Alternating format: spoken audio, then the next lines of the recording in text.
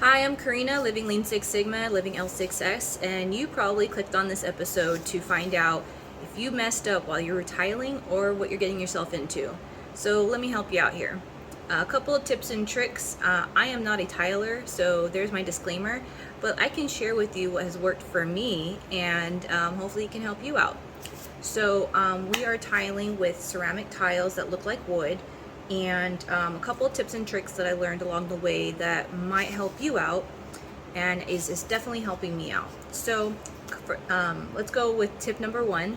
One of the things I learned was while you're putting mortar down, you want to go with your finger across the edge to get off the excess, and you can just flick it at the wherever you are laying down tile or back in the bucket, and what that does is it stops oozing the excess from the cracks. Another tip I also learned was in case you don't know this, you need to put mortar down on the cement or the tile. Some people leave their old tile down and you just tile over it. I don't know if that's a good idea, but so we put mortar down, and you want a trowel with teeth, and you can do different patterns on the ground. You can do straight patterns, you can do like wavy patterns, and then you also need to put mortar on the back side of your tile, so you're not laying down tile bare. I don't want to say bare butt, but you know what I mean. You got to put mortar on here.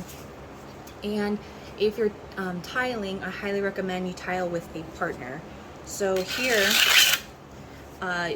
there's some techniques about how you spread mortar. You don't push off the top of the trowel. You push with the teeth side, scraping up, and you will hear that scraping noise, and you'll see those tracks left behind. And you want to leave enough mortar. This is just an example, but you want to leave enough mortar across the whole surface so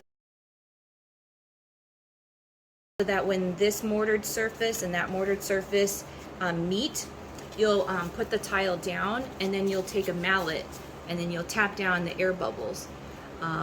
Those are some of the tips and tricks that I learned today, and I will come back with another episode. Thanks again. And I'm back with another tips and tricks.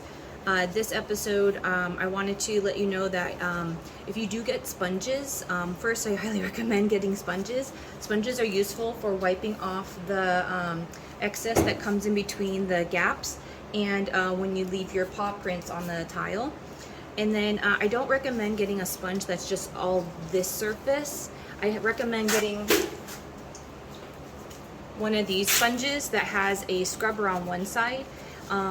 I'm not sponsored by Floors and Decor, but I got most of my I got my tile and my mortar from Floors and Decor and my grout. So but I did go to Home Depot to get the rest of the stuff, so the grout, scrubber, and things like that.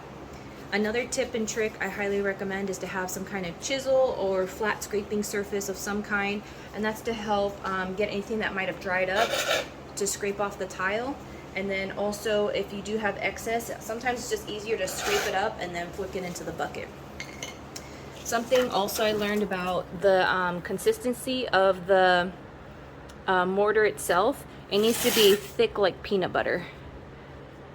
So don't leave it watery or anything like that, because then it won't stick to the surfaces. And then another tip and trick is to have like your frog tape containers. You can use that to hold these 1/8 spacers. I don't recommend if you're gonna pull these spacers up, because I'm doing herringbone. So herringbone is not square, it's more V-shaped.